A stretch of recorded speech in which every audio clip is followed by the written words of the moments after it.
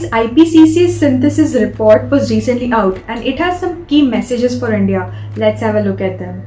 Number 1, there will be extreme heat waves in India. In 2022, there were 206 heat waves across various parts of the country as predicted by IPCC's 6th installment report. And this year's report warns exactly the same, that India would face extreme heat waves this year and for years to come, and urgently needs to plan its energy transition and decarbonize the energy sector ASAP. In fact, a report by World Bank has stated that India will be the first country to witness or experience heat waves that would break human survivability limits. That is, a wet bulb temperature may exceed 35 degrees Celsius. And a wet bulb temperature exceeding 31 degrees Celsius is very concerning because technically at this temperature, a human body loses its capacity to cool itself by a sweat. The second message of the report is not to rely on global north's funding for climate action and solutions.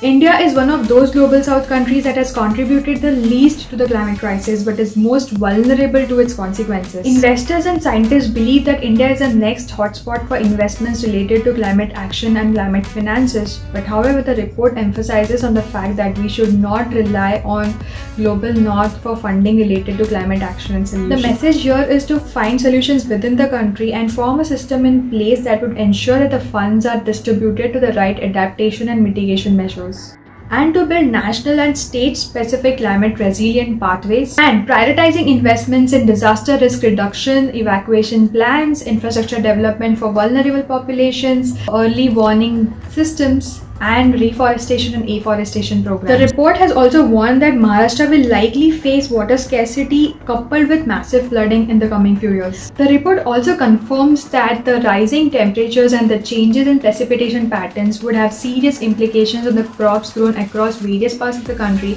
that would threaten food security. And the report concludes that limiting temperatures to 1.5 degrees Celsius is possible now only on paper. The current pace of global action and pledges under 2030 are not enough, and we are not on track to meet our targets.